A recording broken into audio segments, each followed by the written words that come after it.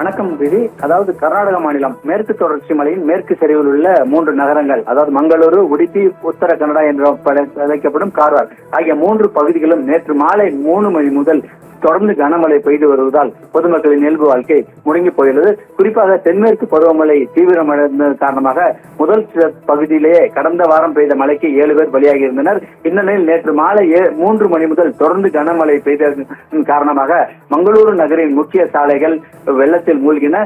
தொடர்ந்து மங்களூரிலிருந்து கார்கலா வழியாக சோலாப்பூர் செல்லும் தேசிய நெடுஞ்சாலையில் கெத்திக்கல் இடத்தில் மலைமண் சரிவு ஏற்பட்டது.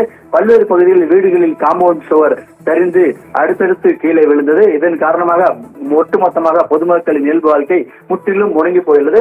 மங்களூர் மாவட்ட கலெக்டர் முல்லை முகிலன் தலைமையிலான அதிகாரிகள் குழு தொடர்ந்து கடந்த 24 மணி நேரமாக பார்வையிட்டு வருகிறது. குறிப்பாக அந்த வெள்ளத்தால் பாதிக்கப்பட்டு மழைநீர் வீடுகளுக்கு புகுந்த பகுதிகளுக்கு நேரடியாகவே பேரிடர் மீட்பு குழு மற்றும் போலீசார், தீயணைப்புத்துறை விரைந்து சென்று அவர்களை மீட்டு மங்களூர் நகரின் டவுன்ஹால் மற்றும் பல்வேறு பகுதியில் உள்ள அரசு பள்ளிகளில் தங்க வைக்கப்பட்டுள்ளனர்.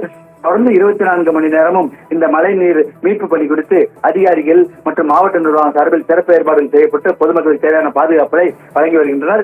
தொடர்ந்து நேற்று மாலை 3 மணி முதல் தொடர்ந்து பெய்து வரும் கனமழை இன்னும் விட்டபாடில்லை. அடுத்த 48 மணி நேரத்துக்கும் இதே மழை நீடிக்கும் என்று வானிலை ஆய்வு மையம் சார்பில் தெரிவிக்கப்பட்டுள்ளது.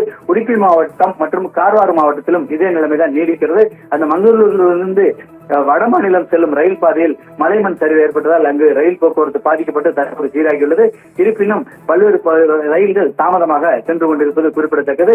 இந்த மலைக்கு உயிர் பாதுகாப்பு எதுவும் இல்லை என்றாலும் பொதுமக்களின் இயல்பு வாழ்க்கை முடங்கி போயுள்ளது. தொடர்ந்து இரவு முழுவதும் பெய்த கனமழை காரணமாக பல்வேறு பகுதிகளில் வீடுகளில் காம்பவுண்ட் சுவர் சரிந்து விழுந்துள்ளது.